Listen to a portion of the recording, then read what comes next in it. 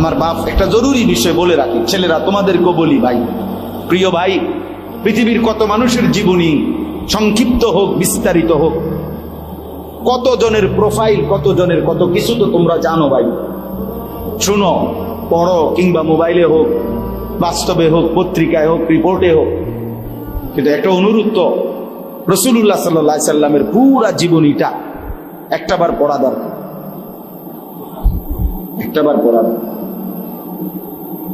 প্রত্যেকটা মুসলমান ছেলে, প্রতিটা বয়স্ক বাবা, আপনাদের পড়াও। অনেক আপনারা এখানে আছেন যাদের জীবনে এই সৌভাগ্য হয় নাই যে নবীজি সাল্লাল্লাহু আলাইহি সাল্লামের জীবনটা জন্মের পূর্বে থেকে আম্মাজান আমেনা, নবীজির মা, নবী সাল্লাল্লাহু আলাইহি সাল্লাম যখন ওনার গর্ভে ছিলেন সেই তখন থেকে নিয়ে কি কি অলৌকিক বিষয় প্রকাশিত হয়েছে, এই থেকে শুরু করে আল্লাহ নবী সাল্লাল্লাহু আলাইহি সাল্লামের ইন্তেকাল পর্যন্ত কিভাবে তিনি জিন্দেগীর ৬৩ বছর কাটাইলেন, এতটুকু জীবনীটা ধারাবাহিক বর্ণনা শত শত কিতাব এই পৃথিবীতে আছে, শত শত, হাজার হাজার।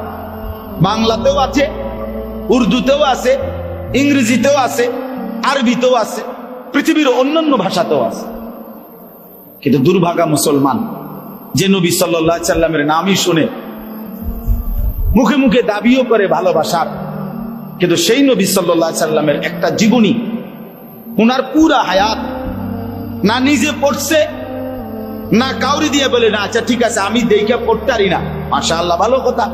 আপনার তো ঘরে কেউ না কেউ আছে যে স্ত্রী, ছেলে, নাতনি, মেয়ে, কেউ না কেউ রিডিং পড়তে পারে, সাইয়া সাইয়া বাংলা পড়তে পারে।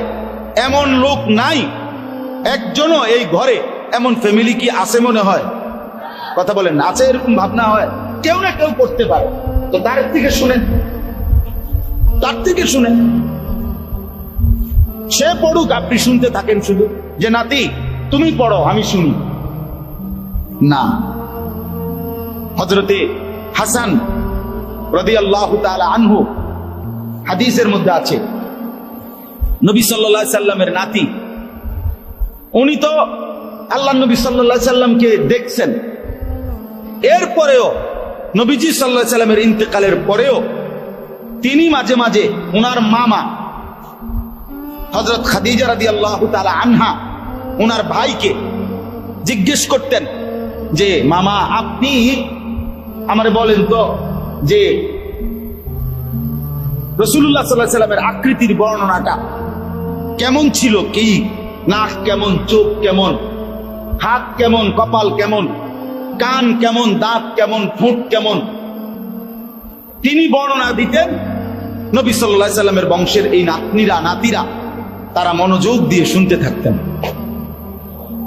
অনেক সাহাবীদের মধ্যে এই কথার বর্ণনা আছে। সাহাবীরা পরস্পর আল্লাহ নবী সাল্লাল্লাহু আলাইহি সাল্লামের দেহ, চেহারা মুবারক, শরীরের বর্ণনা শুনতেন আর কি, যে বলেন যে কেমন দেখছেন, আপনার কি কি মনে আছে। তাইলে রাসূলুল্লাহ সাল্লাল্লাহু আলাইহি সাল্লাম সম্পর্কে জানতে চাওয়া, নবীজি সাল্লাল্লাহু আলাইহি সাল্লামকে থেকে ওনার জীবনী শোনা অনেক বড় একটা, অনেক বেশি একটা ভালোবাসা, মহব্বতের দাবি।